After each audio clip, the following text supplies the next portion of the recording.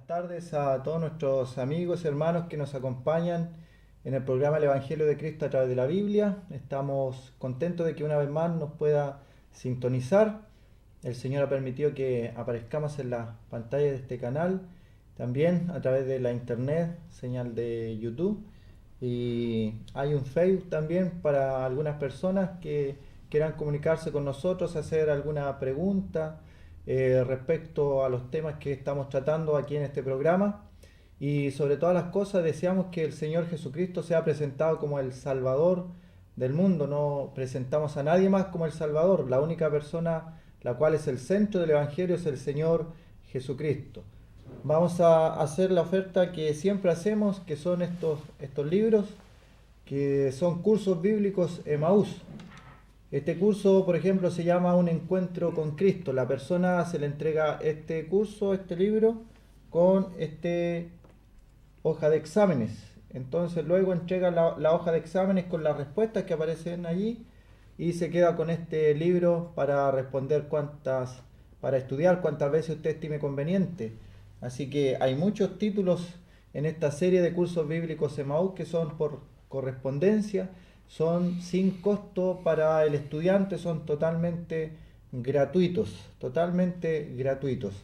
También hacemos siempre la invitación para que nos acompañen las reuniones en Pedro Aguirre Cerda 189, a una cuadra y media de la Plaza de Armas. Pedro Aguirre Cerda 189.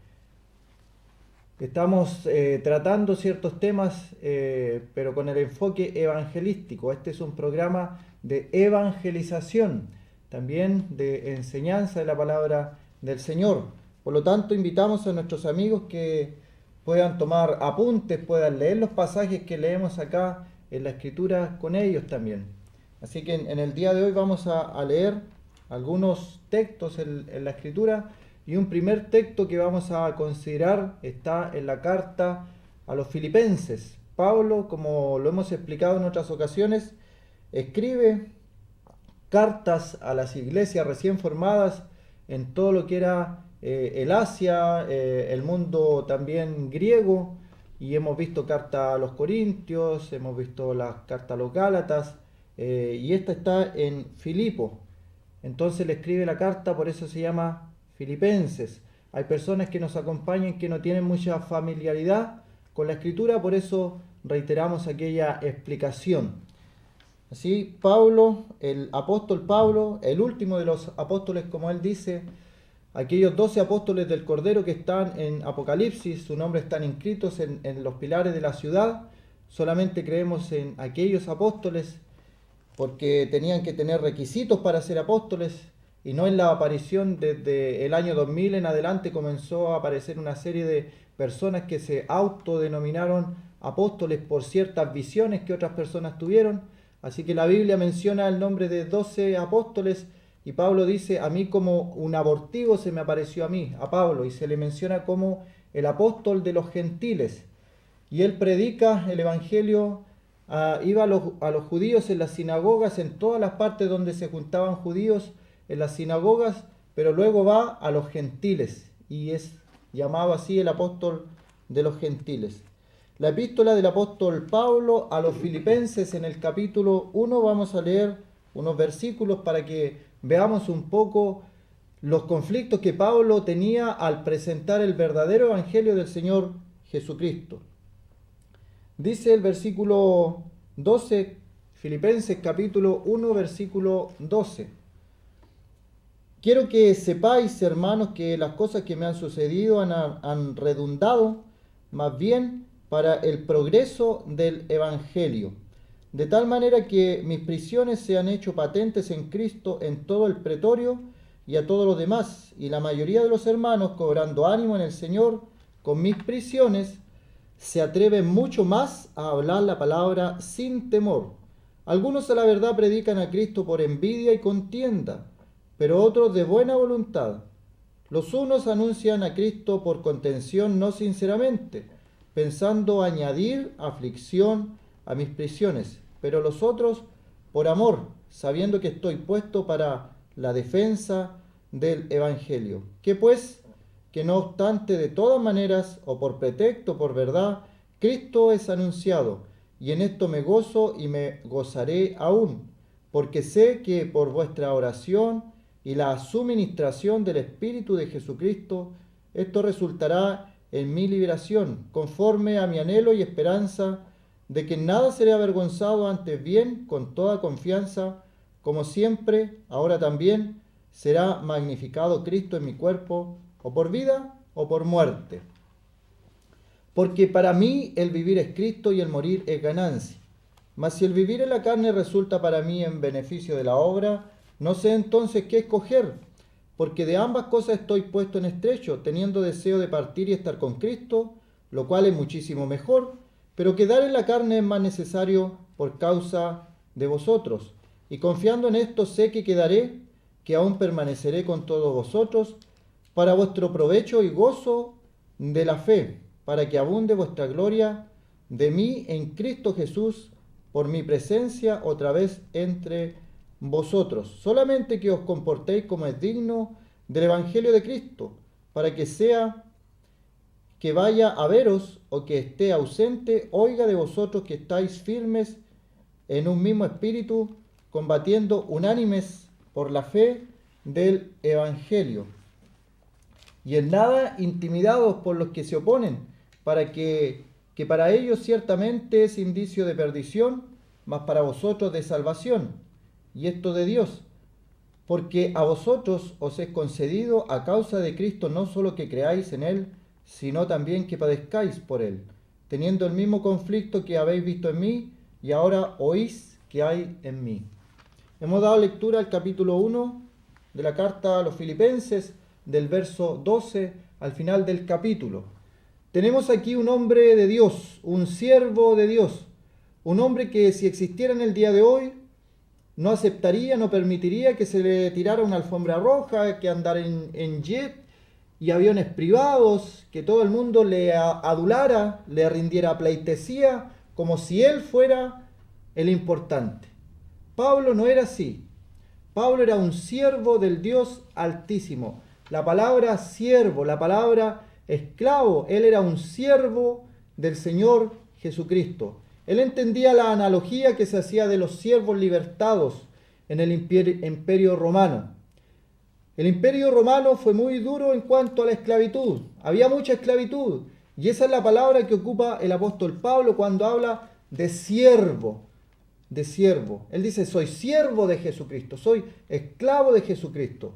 La analogía se refería a la esclavitud en Roma, donde en una casa el pater familia o el padre de la familia de aquella casa romana tenía hijos legítimos de su familia, también había esclavos, y en algún momento, por alguna circunstancia, ese padre de familia miraba a uno de sus esclavos y le daba la libertad, y ese esclavo pasaba a formar parte de la familia porque el padre de familia lo adoptaba como hijo.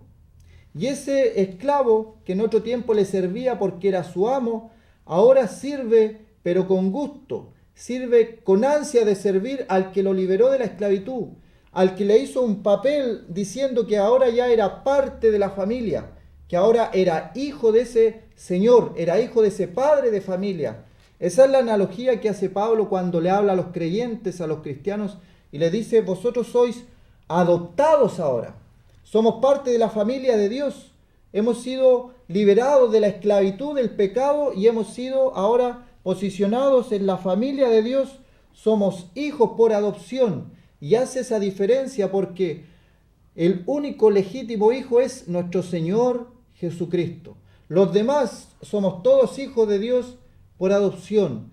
Es el hijo legítimo de Dios, nuestro Señor Jesucristo, que quiere compartir su herencia, que quiere compartir sus privilegios. Subo a mi Padre, dice el Señor después de su resurrección, y a vuestro Padre. Subo a mi Dios y a vuestro Dios. El siervo de Dios, el siervo del Dios Altísimo, un hombre que está sufriendo por el Evangelio de nuestro Señor Jesucristo. Se habla en el día de hoy de los sufrimientos del Evangelio. Yo poco escucho hablar de eso. Se quiere hablar de un evangelio que prospera, que bendice, que como lo hemos dicho otras veces, es verdad, el Señor bendice. El Señor da bendiciones en abundancia. El Señor sana. Él hace milagros. Pero lo importante, lo principal del evangelio es la salvación de un alma.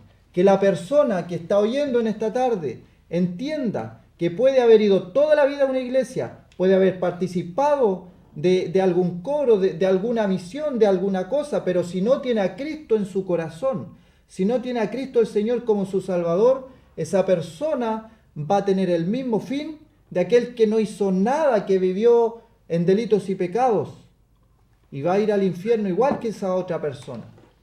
Que no se engañe por pensar que por estar en una congregación va a ir al cielo automáticamente. Si esa persona no ha tenido un encuentro con el Señor Jesucristo como Salvador, va a correr el mismo fin que aquella persona que no hizo nada, ni siquiera no estuvo ni ahí con nada de Dios. Aquí hay un hombre llamado Pablo, el último de los apóstoles, el apóstol de los gentiles. Y dice que algunos predicaban al Señor por envidia, viendo el ministerio de Pablo, viendo el ministerio de este hombre de Dios, que no estuvo con los 12 cuando el Señor estuvo en su ministerio, sino que él dice como un abortivo se le apareció después en el camino a Damasco, donde él iba a perseguir a los cristianos. Ahí se le aparece y él es encomendado a una tarea, a una misión. Y Pablo hasta su muerte predica el Evangelio, en forma pública, a través de estas cartas, en libertad y desde la cárcel también, a cada hermano con lágrimas en sus ojos, advirtiendo de que iban a entrar luego de su partida en las congregaciones, en la iglesia, lobos rapaces que no perdonarían al rebaño, que por ganancias deshonestas iban a hacer tantas cosas. Es como palabras actuales en el día de hoy, de advertencia para las congregaciones, para las iglesias, que si la fe no está basada en la Escritura, puede ser cualquier otra cosa, cualquier otra religión, pero cristianismo no es. El cristianismo se basa en la palabra de Dios, en la Biblia, en lo que el Señor dijo, en la doctrina apostólica, la doctrina de los apóstoles que está en las cartas que escribió Pablo, el apóstol, que escribió Pedro, el apóstol, que escribió Juan, el apóstol. Esa es la doctrina apostólica. No lo que diga un aparecido en el día de hoy que se llama apóstol, que nadie sabe quién lo nombró, o que se autonombró o se autodenominó apóstol. La Escritura muestra esas cosas que van a venir en los últimos días, y el cristiano va a ser responsable de lo que hace frente a esas personas que se levantan con falsas doctrinas, que hablan de sueños que Dios no los mandó, que toman enseñanzas con uno o dos textos de la Biblia y lo demás es todo de su discernimiento, de lo que a ellos se les ocurrió. El cristiano es llamado a comparar como los hermanos de Berea, que cuando Pablo les hablaba, ellos llegaban y examinaban a la luz de la Biblia si lo que decía Pablo era verdad. Eso hay que hacer, hermanos. Eso hay que hacer. El Evangelio de Jesucristo se ha tergiversado porque los hermanos, los creyentes, los cristianos reciben todo sin examinar nada. Si la persona que está hablando se apega a la Escritura. Por eso le invitamos cuando hablamos que abra su Biblia, que lea los pasajes. Hemos leído en Filipenses. Ahí estamos leyendo, examinando cómo el hombre de Dios, Pablo, sufrió porque las demás personas predicaban a Cristo y lo hacían por envidia. Imagínense, personas predicando por envidia. Y si eso pasaba en el siglo I, ¿cuánto más en el día de hoy, donde está más cerca la venida del Señor? Porque el Señor viene, y viene por su iglesia, por su esposa, por su amada. Y no va a venir por una iglesia mundana, va a venir por una iglesia sin mancha, sin arruga, porque sin santidad ninguno verá al Señor. Son textos que lo sabemos, Hermano, hermana, cuando escuches a una persona predicar, llamarse apóstol, profeta, no sé cuántos nombres se quieran dar, examina a la luz de la palabra lo que esas personas están diciendo. No todo el que me dice Señor, Señor entrará en el reino de los cielos, sino el que hace la voluntad de mi Padre que está en los cielos. Algunos a la verdad predican a Cristo, lo predican, están predicando. Tú puedes tomar una revista de las sectas y el 80 o más por ciento es verdad, pero el 20% es veneno de Satanás. Examina. Hasta los corintios Pablo le dice incluso que se examinen a ellos mismos. Examinaos a vosotros mismos si estáis en la fe. El Evangelio de Jesucristo está en la Escritura, está en la Biblia. No está en lo que diga un aparecido, una persona, en la Biblia. Volver a la Escritura, volver al Evangelio de nuestro Señor Jesucristo. Predicaban en el siglo I al Señor Jesucristo por envidia. Y dice, y contienda, por pelea. ¿Te imaginas eso? Si Pablo lo escribe es porque estaba pasando. Si Pablo lo escribió en ese tiempo, puede servir para nosotros en el día de hoy.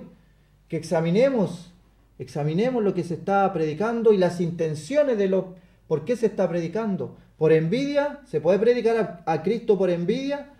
La Escritura, Filipenses capítulo 1, dice que se estaba haciendo y es de enseñanza para nosotros que tal vez algunos caigan en esto. Por contienda. Y dice, pero otros de buena voluntad.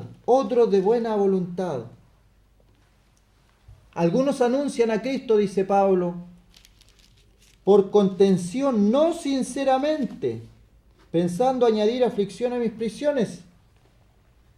Podemos pensar en una persona que predica al Señor Jesucristo con otras intenciones que no sea salvar un alma de la condenación eterna, decirle a esa persona que sin Cristo está muerta en delitos y pecados, que el Señor Jesucristo no quiere hacer un maquillaje en su vida, no quiere arreglar algunas cosas por aquí y por allá. El Señor Jesucristo quiere hacer una nueva criatura, y cuando esa nueva criatura es renacida, esa persona nace de nuevo, esa persona es un hijo de Dios, esa persona ha sido salvada y su salvación no se pierde, porque está segura en la mano del Padre, está segura en la mano del Hijo, porque el Espíritu Santo ha sellado a esa persona con el Espíritu Santo de la verdad. El Espíritu Santo es un sello indeleble. El Espíritu Santo está en la persona, viene a morar en la persona que ha conocido al Señor Jesucristo como Salvador personal. Pero habían otros que predicaban por contienda, por envidia, por contención, no sinceramente. No había sinceridad en el corazón de aquellos que predicaban de una forma. Y en el día de hoy también puede darse el peligro de que personas prediquen no sinceramente, teniendo otros intereses en la predicación, predicándote, pero al mismo tiempo pensando cuánta plata le puede sacar a esa oveja, qué beneficio me puede traer esa persona. Pero lo importante es que esa alma es un alma perdida en sus vicios, en sus delitos y pecados, y que el Señor, con su muerte en la cruz, la puede transformar. Y esa persona puede ser un predicador el día de mañana, puede ser un ministro el día de mañana, esa persona puede ser un pastor el día de mañana. El Señor hace la transformación de esa persona. Y el Señor lo hace. Sufre una metamorfosis, una transformación. No es un arreglo, no es quitarle algunos vicios, no es quitarle algunas malas costumbres, es una transformación. Pero si el Señor no hace esa transformación, si la persona solamente creyó intelectualmente, pero nunca en su alma, nunca en su espíritu, esa persona va a ser como lo que nos dice Pedro, que el perro vuelve a su vómito y que el cerdo vuelve también al lodo. No es que la persona haya perdido la salvación y ahora esté en los delitos de este mundo, en los pecados de este mundo, es que esa persona nunca conoció al Señor realmente. Y no estoy diciendo que un hermano no puede pecar, porque hemos hablado en otras ocasiones de la restauración. Un hermano puede caer en un pecado, pero el Señor lo restaura, lo vuelve. Y si ese hermano, ese hijo de Dios, sigue cometiendo pecado, el Señor lo toma y lo disciplina de alguna forma. Y lo trae porque es su ovejita, es la oveja del rebaño del Señor. Y el Señor lo trae de vuelta. Leía la historia de un pastor pacientemente iba a buscar una y otra vez a la oveja, y la oveja saltaba hacia el lado, hacia el peligro, se huía del rebaño, hasta que el pastor un día la tomó y le quebró una patita a esa oveja, y la volvió al rebaño. No podía saltar ya, pero estaba dentro del rebaño. A veces la disciplina del Señor es fuerte, es dura, pero es en beneficio de aquella oveja que le gusta descarriarse, que le gusta apartarse de los caminos, pero hay disciplina del Señor. Por eso el creyente, cuando el Señor lo disciplina, se alegra en la disciplina del Señor porque sabe que es de beneficio para nosotros mismos. Pero aquel que ha dicho ser creyente, que se aparta, que se va al mundo y que está en el mundo años y años y años en el mundo, en los vicios y delitos, tenemos el sano derecho a preguntarnos: ¿realmente conoció al Señor? ¿Realmente Jesús obró en su corazón? ¿Realmente el Espíritu Santo selló a esa persona? ¿O solamente fue de la boca para afuera? Es para pensar, ¿cierto? ¿Qué dice aquí? Habían personas que predicaban a Cristo por envidia, por contienda, no sinceramente. Pensaban que haciendo eso, predicando al Señor, iban a añadir aflicción al siervo de Dios Pablo que estaba en prisión. Imagínense todo lo que pasaba por el pensamiento de esas personas. Y aún así Pablo se alegra porque Cristo es predicado. Imagínense el pensamiento de Pablo. No le interesaba los motivos, sino que le interesaba que el Evangelio era predicado y que posiblemente tal vez alguien, porque la palabra es la que tiene poder, hubiera venido al Señor a través de estas predicaciones. Pero los otros por amor, sabiendo que estoy puesto para la defensa del Evangelio. Y aquí es importante la frase defensa del Evangelio, porque el Evangelio hay que defenderlo de aquellas doctrinas que no son de Dios, doctrinas que son diabólicas, satánicas, doctrinas que son cizaña, que quieren entrar a la iglesia. La defensa del Evangelio, la defensa de la palabra de Dios. La palabra de Dios sabemos que se puede defender sola, pero tú que sabes la verdad y cuando ves tanta doctrina, tanta enseñanza falsa, te quedas callado y no dices nada, el Señor también va a pedir cuenta a ti. Un heraldo, alguien que tiene que, en la antigüedad, el heraldo veía el peligro y anunciaba el peligro. El predicador tiene que ser un heraldo. Tiene que decir que viene el peligro, que viene la condenación, que viene el castigo, pero en el Señor hay salvación, que en el Señor hay vida eterna, que en el Señor Jesucristo hay perdón de pecados. No porque lo diga yo, no porque lo diga una persona, no porque lo diga una iglesia, una congregación determinada, es porque está en la palabra de Dios. ¿Qué pues? No obstante, dice Pablo, por pretexto, por verdad, Cristo es anunciado. Ese es el Evangelio de Jesucristo, que el Señor sea anunciado. Ese es el verdadero Evangelio. El verdadero Evangelio no consiste en anunciar prosperidad, no consiste en anunciar sanidad. El Señor prospera, el Señor sana, pero no. Es Cristo que sea anunciado. Es el Señor Jesucristo el centro del Evangelio, donde Él es anunciado, donde se muestra el sacrificio que Él hizo en la cruz del Calvario, para que todo aquel que en Él cree no se pierda, mas tenga vida eterna. En el día de hoy decimos que hay una puerta abierta, la puerta de la salvación está abierta. El Señor Jesucristo dijo: yo soy la puerta, el que por mí entrará, saldrá, hallará pastos. Él es la puerta de las ovejas. Y cuando alguno acude a Él, cuando alguno va a Él, Él no lo echa fuera. Él lo recibe, Él lo acoge. No una iglesia, no una religión. Es el Señor, es el Señor. A Él tienes que tú acudir con tu vida, con tus delitos, con tus pecados, con tus manchas, ir tal como estás. No esperar a que dejes ese vicio para acudir al Señor. No esperar a que dejes esa mala práctica para acudir al Señor. Es que voy a dejar esto y después voy a acudir al Señor. No. Anda tal como estás. Él hace todos los cambios necesarios. Él lo puede hacer. Él lo puede hacer. Y no es que te voy a decir repite esta oración y desde ahí en adelante toda tu vida va a cambiar. Es tu encuentro con el Señor Jesucristo como Salvador. Es tu experiencia personal con el Señor. Nadie puede decirte cómo va a ser eso. Es tu vida, tu encuentro personal con el Señor. Cree en el Señor Jesucristo y serás salvo. En la Escritura encontramos varias conversiones y ninguna se parece. El único denominador común es que era gente pecadora que se humilló delante del Señor y podían decir, Señor, sálvame. O decir, ¿qué impide que yo sea bautizado? ¿Crees? Y la persona decía, sí, creo.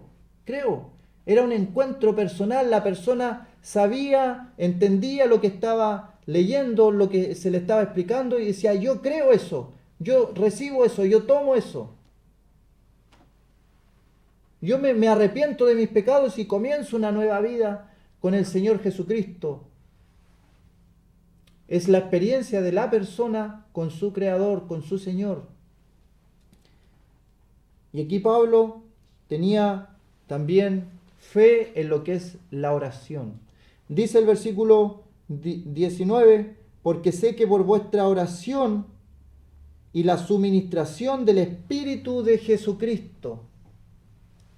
Después dice que todo esto que él estaba pasando resultará en mi liberación, conforme a mi anhelo.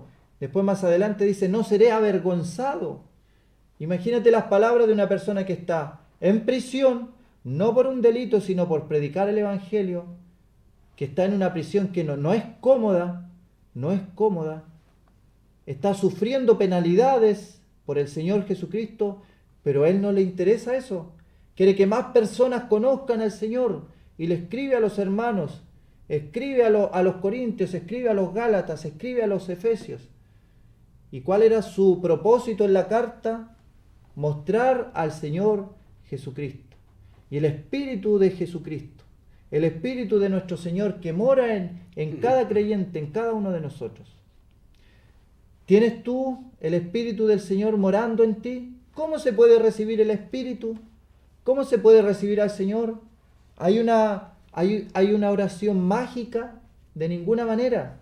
Es creer en el Señor Jesucristo, recibirle a Él como Salvador, presentarte a las plantas del Señor, aquí estoy con lo que soy, recibo lo que dice la palabra del Señor.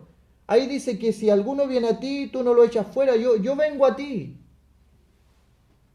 A la Biblia dice que si alguno cree, tú no lo condenarás. Yo creo en ti. En la Biblia. No es porque me lo dijo un hermano o lo dijo una iglesia, una congregación. Es porque yo lo leo en la Biblia y lo dijo el Señor. El que cree en mí, aunque esté muerto, vivirá. Lo dijo el Señor. Es un asunto de fe. No es de obras para que nadie se gloríe. Vamos a dejar hasta ahí por el momento el estudio de la palabra del Señor para ir a escuchar un tema musical, pero con la reflexión de que examines cuando escuchas a alguien que dice, estamos predicando el Evangelio, examina, ¿qué se está predicando? ¿Qué está predicando? ¿Está predicando al Señor Jesucristo? ¿Está predicando la salvación por fe, por gracia? ¿O está predicando otra cosa? ¿Está mostrando el sacrificio del Señor en la cruz? ¿O te está diciendo, hace obras para ir al cielo?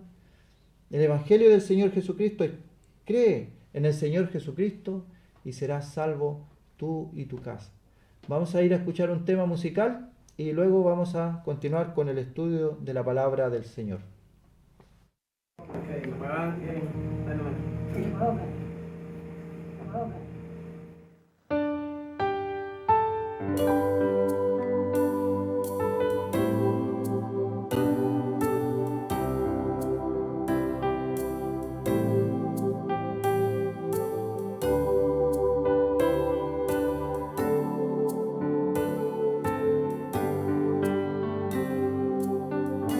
Dios le envió,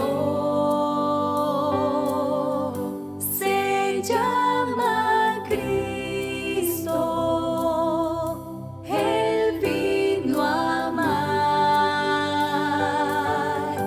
y a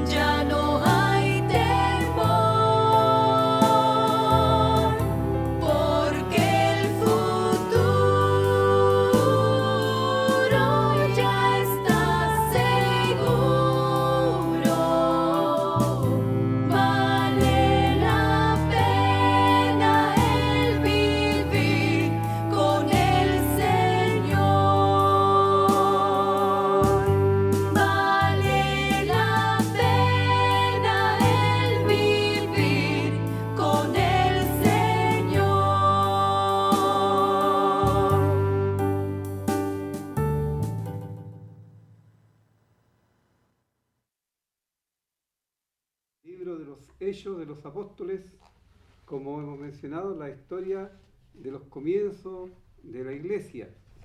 Y estamos en el capítulo 17, en el segundo viaje misionero del apóstol Pablo, después de haber sido tomados prisioneros allí en la cárcel, echado en el calabozo de más adentro, y vimos cómo el Señor obró. Y un gran terremoto abrió todos los grilletes que había allí, la cárcel se sacudió pero no cayó, y todos los presos permanecieron en su lugar, y a través de aquella obra el Señor removió el corazón del carcelero, quien preguntó: ¿qué debo hacer para ser salvo? La respuesta fue: cree en el Señor Jesucristo. Así vamos a seguir leyendo desde el versículo 9 en adelante. Pero obtenida fianza del capítulo 17 de Jasón y de los demás, los soltaron. Inmediatamente los hermanos enviaron de noche a Pablo y a Silas hasta Berea, y ellos, habiendo llegado, entraron en la sinagoga de los judíos. Y estos eran más nobles que los que estaban en Tesalónica, pues recibieron la palabra con toda solicitud, escudriñando cada día las Escrituras para ver si estas cosas eran así. Así que creyeron muchos de ellos y mujeres griegas de distinción, y no pocos hombres. Cuando los judíos de Tesalónica supieron que también en Berea era anunciada la palabra de Dios por Pablo, fueron allá y también alborotaron a las multitudes. Pero inmediatamente los hermanos enviaron a Pablo que fuese hacia el mar, y Silas y Timoteo se quedaron allí. Y los que se habían encargado de conducir a Pablo le llevaron a Atenas, y habiendo recibido orden para Silas y Timoteo de que viniesen a él, lo más pronto que pudiesen salieron. Mientras Pablo los esperaba en Atenas, su espíritu se enardecía viendo la ciudad entregada a la idolatría. Así que discutía en la sinagoga con los judíos y piadosos, y en las plazas cada día con los que concurrían. Y algunos filósofos de los epicúreos y de los estoicos disputaban con él, y unos decían: ¿qué querrá decir este palabrero? Y otros: parece que es predicador de nuevos dioses, porque les predicaba el evangelio de Jesús y de la resurrección. Y tomándole, le trajeron al Areópago, diciendo: ¿podremos saber qué es esta nueva enseñanza de que hablas? Pues traes a nuestros oídos cosas extrañas. Queremos pues saber qué quiere decir esto, porque todos los atenienses y los extranjeros residentes allí en ninguna otra cosa se interesaban, sino en decir o en oír algo nuevo. Entonces Pablo, puesto en pie en medio del Areópago, dijo: varones atenienses, en todo observo que sois muy religiosos, porque pasando y mirando vuestros santuarios, hallé también un altar en el cual estaba esta inscripción: al Dios no conocido, al que vosotros adoráis pues sin conocerle, es a quien yo os anuncio, el Dios que hizo el mundo y todas las cosas que en él hay, siendo Señor del cielo y de la tierra, no habita en templos hechos por manos humanas, ni es honrado por manos de hombres como si necesitase de algo, pues Él es quien da a todos vida y aliento y todas las cosas, y de una sangre ha hecho todo el linaje de los hombres para que habiten sobre la faz de la tierra, y les ha prefijado el orden de los tiempos y los límites de su habitación, para que busquen a Dios, si en alguna manera palpando puedan hallarle, aunque ciertamente no está lejos de cada uno de nosotros, porque en él vivimos y nos movemos y somos, como algunos de vuestros propios poetas también han dicho, porque linaje suyo somos. Siendo pues linaje de Dios, no debemos pensar que la divinidad sea semejante a oro o plata o piedra de escultura de arte y de imaginación de hombre. Pero Dios, habiendo pasado por alto los tiempos de esta ignorancia, ahora manda a todos los hombres en todo lugar que se arrepientan, por cuanto ha establecido un día en el cual juzgará al mundo con justicia por aquel varón, a quien designó dando fe a todos con haberle levantado de los muertos. Pero cuando oyeron lo de la resurrección de los muertos, unos se burlaban y otros decían, ya te oiremos acerca de esto otra vez. Y así Pablo salió de en medio de ellos, mas algunos creyeron juntándose con él, entre los cuales estaba Dionisio el Areopagita, una mujer llamada Dámaris, y otros con ellos. Deseamos que el Señor Jesús bendiga la exposición de su palabra en esta tarde. Bueno, estamos en el segundo viaje del apóstol Pablo y como hemos visto ha estado lleno de tropiezos porque los judíos que eran enemigos de la cruz de Cristo, ellos mostraban gran oposición al anuncio del mensaje del Evangelio. Y las autoridades romanas, por supuesto, escuchaban las mentiras que estos falsos testigos entregaban en contra de los siervos de Dios. No obstante esto, Dios se manifestaba con poder, salvando a algunas personas. Y hemos visto que en cada predicación del Evangelio se ven dos resultados, los que creen y los que no creen. Los que creen pasan de muerte a vida. Los que creen aseguran su futuro por la eternidad, pero los que no creen, lamentablemente, ellos quedan expuestos a la condenación eterna por cuanto no quieren recibir el mensaje del amor de Dios.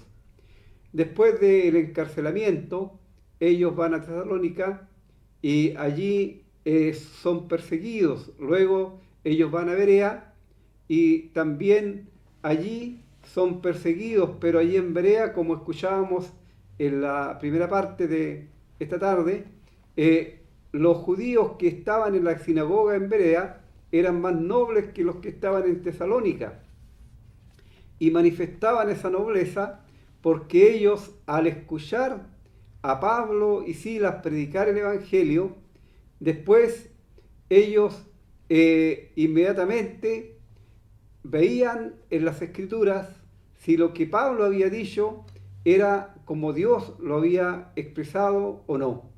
Y esto es muy importante, amigos, hermanos, en la fe, porque lamentablemente hoy día hay mucha ignorancia en cuanto a lo que es la verdadera enseñanza de la palabra de Dios, la verdadera doctrina de Cristo. Y se hace una mezcolanza tremenda. Se mezcla lo que es la ley y la gracia. No se hace distinción entre lo que es Israel y la iglesia. No se hace distinción entre los que son las ordenanzas para Israel, que es el pueblo terrenal de Dios, y para la iglesia, que es el pueblo celestial. Ahora debemos decir que todas las ordenanzas para Israel como nación están contenidas en el Antiguo Testamento. En cambio, las ordenanzas para la iglesia están en las cartas del Nuevo Testamento. ¿Por qué? Porque antes, en el Antiguo Testamento, la iglesia no existía. No había la iglesia. La iglesia comenzó a existir desde el día de Pentecostés, cuando ésta nació. El Señor Jesús, en el capítulo 18 de Mateo, Él habla en forma futura de la iglesia, que Él iba a construir, iba a establecer su iglesia. Así claramente Él mismo no dejó lugar a duda de que la iglesia no existía en la antigüedad. Y Pablo habla de la iglesia como el gran secreto guardado por los siglos en Dios. Así debemos siempre distinguir Debemos siempre considerar en la palabra de Dios cada vez que la leemos qué es lo que corresponde a Israel como nación y qué es lo que corresponde a la iglesia. Obviamente que todo lo que fue para Israel, para nosotros, como dice el apóstol Pablo escribiendo a los Corintios, es para nuestra enseñanza, para nuestra advertencia, para que nosotros no caigamos en las mismas cosas que cayeron los judíos, aquellos que renegaron en contra de Dios, aquellos que fueron duros de cerviz, aquellos que no creyeron la palabra de Dios. Así tenemos una advertencia. Ahora, en este tiempo, la iglesia está formada tanto por judíos como gentiles que hemos recibido, mejor dicho, a Cristo como nuestro Salvador personal. Y esta iglesia, tenemos la iglesia en su totalidad, que se llama la iglesia universal, la iglesia que es incontable e invisible, que nació el día de Pentecostés y que va a terminar cuando el Señor Jesucristo venga. Pero también tenemos la iglesia, las iglesias locales que se reúnen en cada ciudad, porque como hemos dicho en otras oportunidades, para Dios la iglesia es una sola y en figura es el cuerpo de Cristo.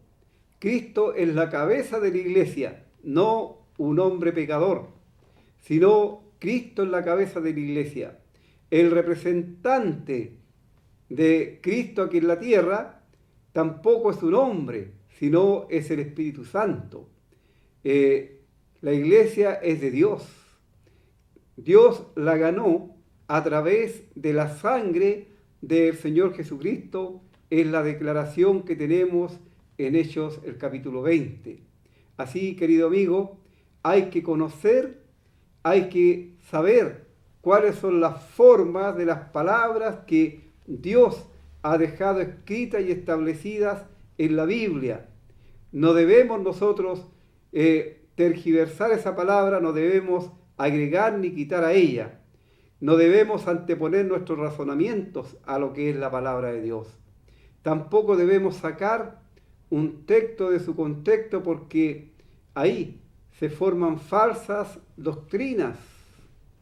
Y como para poner un ejemplo, muchos sacan hoy día el texto ese que está en Mateo 24, que tiene que ver con Israel en el futuro, y que dice, y el que perseverare hasta el fin, éste será salvo.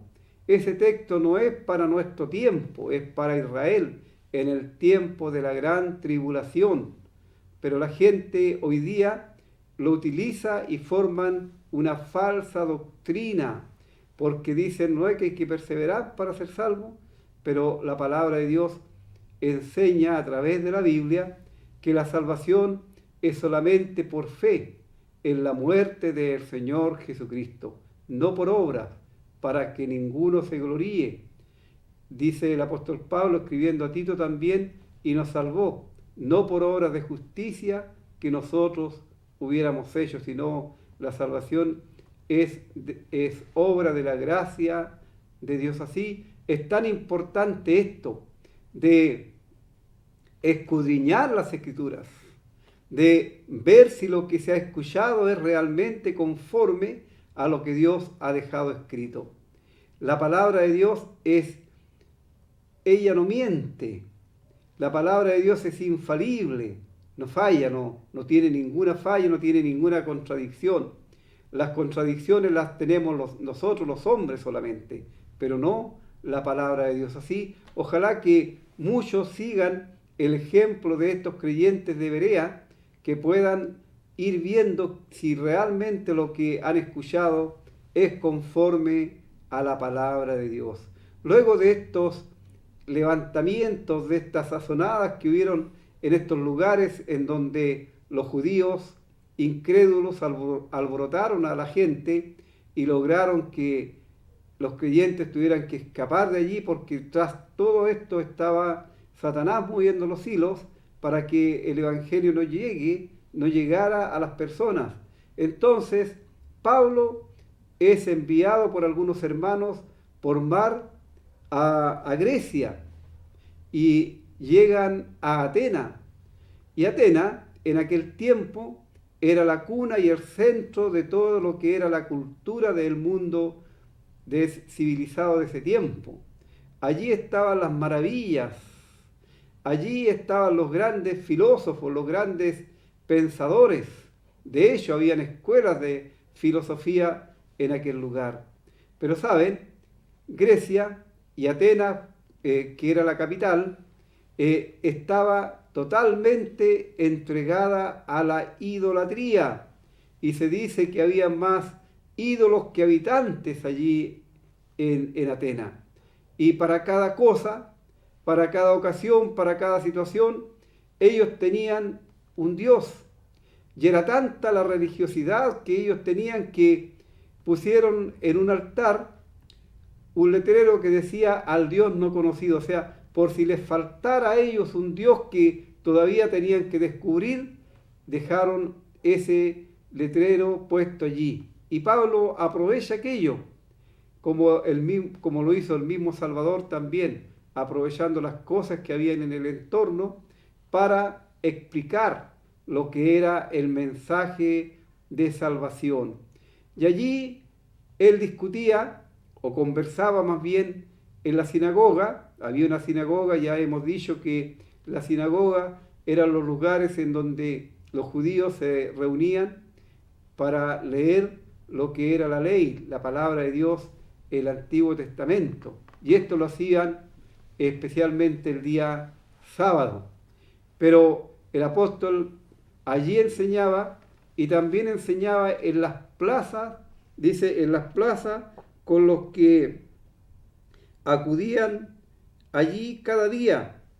La plaza en cada ciudad es un paseo público y muchas personas nos gusta pasar un rato a veces en la plaza para distraernos, para tomar la sombra los días de sol, para conversar con alguna persona conocida, algún amigo, etc. Y allí en Atenas era así, la plaza era un lugar muy concurrido. Entonces mucha gente llegaba ahí y Pablo aprovechaba de predicar el Evangelio. Pero esto llamó la atención a 2 escuelas de filosofía que habían en aquel lugar. Y una de estas escuelas dice que eran los epicúreos, que eran seguidores de un filósofo que se llamaba Epicuro. Y estos creían que el conocimiento era el centro de la vida. Y ellos estaban, por supuesto, interesados en conocer cosas nuevas, en descubrir cosas nuevas. Y los otros eran los estoicos, que estos eran panteístas. Estos no creían en Dios, ni en ángel, ni en resurrección. Y también ellos pensaban que no el conocimiento, sino el estar exento de toda emoción frente al dolor, frente a la alegría. Esto era muy importante en la vida. Y cuando se juntaron estas 2 escuelas y escucharon a Pablo, dijeron ellos, ¿qué querrá decir este palabrero? En griego es recogedor de semillas. Y otros decían, bueno, parece que es predicador de nuevos dioses. Y fíjese que la palabra aquí dioses está en plural y con minúscula. ¿Y por qué? Porque se refiere a ídolos. Y estos ídolos en esa ocasión eran generalmente hechos en piedra, en madera, en metal. De estas cosas fabricaban sus dioses, sus ídolos. Y neciamente el corazón del hombre hasta el día de hoy rinde culto a estatuas que no tienen absolutamente nada que hacer porque no tienen vida, son obras de la imaginación humana, obras que salieron de la inteligencia de un hombre que le pudo dar forma a una piedra o a un madero o a un metal, y de ahí salió una figura de algo, y a esa figura le llaman un dios, un ídolo.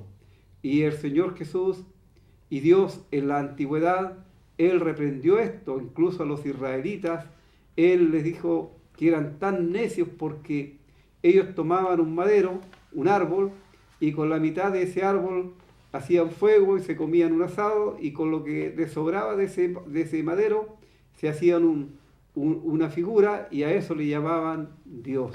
Realmente tremendo, terrible. Y bueno, esa era la situación de esta gente en Atenas. Hoy día existen los ídolos, sí, por supuesto que existen los ídolos. No hay tantos ídolos como en aquel tiempo donde a quien la gente se arrodille para rendir tributos. Pero en la palabra de Dios, toda cosa, persona que tome el lugar de Dios en la vida de un ser humano es un ídolo. ¿Por qué? Porque Dios desde el principio ordenó que nosotros debíamos amarle con toda nuestra alma, con toda nuestra fuerza, con todo nuestro ser. Y Él debe siempre tener el primer lugar en la vida nuestra. Así cualquier cosa que ocupe ese primer lugar y que releguemos a Dios a un segundo lugar, eso sería un ídolo. Y debemos tener cuidado también los creyentes, porque se nos advierte. El apóstol Juan, al terminar su primera carta, él dice: hijitos, cuidado con los ídolos, cuidado con los ídolos. O sea, no debemos tener nada que se interponga entre nosotros y Dios. Primero Dios, luego viene la familia, luego viene lo demás. Así, estos filósofos se reunían en un lugar que se llamaba el Areópago, o como también se conoce como la cima de Marte.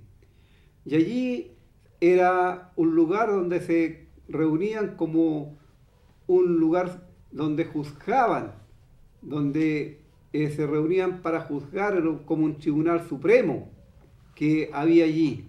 Entonces, ellos se concertan y hablan con el apóstol Pablo y le traen a este lugar al Areópago y le preguntan: ¿podremos saber qué es esta nueva enseñanza de que hablas? Pues traes a nuestros oídos cosas extrañas. Queremos pues saber qué quiere decir esto. Y entre paréntesis dice acá: porque todos los atenienses y los extranjeros residentes allí en ninguna otra cosa se interesaban sino en decir o en oír algo nuevo. Entonces Pablo, él no rehúsa el presentarse en aquel lugar para predicar a Cristo, y nunca un creyente debe rehusarse o perder la oportunidad de anunciar el Evangelio de Cristo, ya sea a un grupito de personas, a un par de personas, a una persona o a una gran multitud. Nunca el Hijo de Dios debe perder esa maravillosa oportunidad que Dios presenta, que Dios da, para que otros conozcan del amor de Dios, para que otros sepan que hay una puerta de escape a la condenación por el pecado. Y esta puerta de escape se llama Jesucristo. Él dijo: yo soy la puerta, el que por mí entrare será salvo. El que por mí entrare será salvo. Y el decir que entrar por la puerta es lo mismo que decir el que cree. El que cree en el Señor Jesucristo tiene vida eterna. Ahora la pregunta es: tú, amigo mío, ¿has entrado por la puerta? ¿Has recibido a Cristo como tu Salvador personal? Y fíjate bien en la pregunta, porque no te estoy preguntando si tú eres evangélico, católico, testigo de Jehová, o mormón, o de algún tipo de religión. Te estoy preguntando si tú has recibido a Cristo como tu Salvador personal, si tú tienes tu futuro para la eternidad asegurado. Si el Señor Jesús viniera en este momento a buscar el fruto de la aflicción de su alma, ¿tú te irías con Él? Porque la salvación no depende, amigo, de lo que yo haga o deje de hacer. La salvación depende únicamente de lo que Cristo hizo por mí. Y Él consumó la obra de salvación. Él pudo decir, estando allí en la cruz, consumado es, tetelestai, todo está pagado, no hay nada más que hacer. Así, amigo, tú para ser salvo, para tener vida eterna, tienes que solamente creer que Cristo, cuando murió en la cruz, Dios tomó tus pecados y los cargó en el cuerpo de Cristo sobre el madero. Y el Señor dijo, el que en mí cree tiene vida eterna y no perecerá jamás. Esto quiere decir que la salvación, y aunque se vea como una redundancia, valga la redundancia, la salvación es eterna, no se pierde, porque no depende de ningún ser humano, depende exclusivamente del Señor Jesucristo, el Hijo de Dios. Así, el próximo jueves, Dios mediante, vamos a escuchar y vamos a analizar el discurso de Pablo, la predicación del Evangelio allí en Atenas, en aquel lugar de tanta filosofía, de tanta ciencia, en donde Dios envió por su buena voluntad a sus siervos para que aquellos que también que estaban ansiosos de saber cosas nuevas, pudiesen saber que Dios les amó de tal manera que para ellos también había provisión de salvación y de vida eterna, lo mismo que para usted. Vamos a escuchar otro himno y luego terminamos el programa.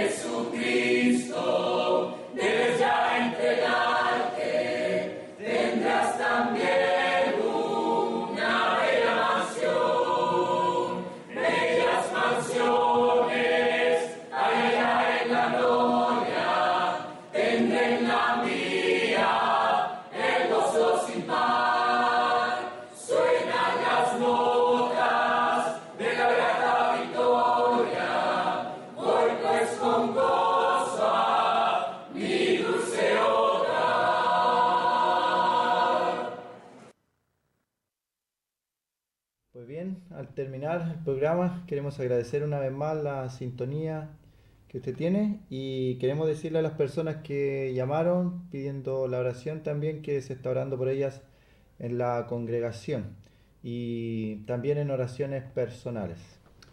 Queremos invitarles para nuestras reuniones los días miércoles, viernes y domingo a las 19 horas en Pedro Aguirre Cerda 189, aquí cerquita.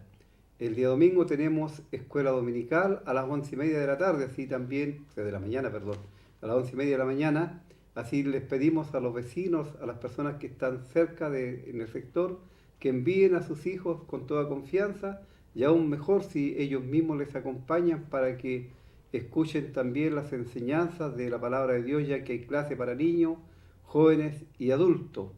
Luego también el día sábado 16 de abril vamos a dar inicio a las clases bíblicas. Hay amigos que nos acompañan en estas clases bíblicas y como siempre partimos con la primera clase a las 4:30 de la tarde, así serán muy bienvenidos. Deseamos pues que el Señor les bendiga y que ojalá usted pueda entender el mensaje de salvación, pueda escudriñar la palabra de Dios y si el Señor lo permite, el próximo jueves estaremos anunciando una vez más el Evangelio de Cristo.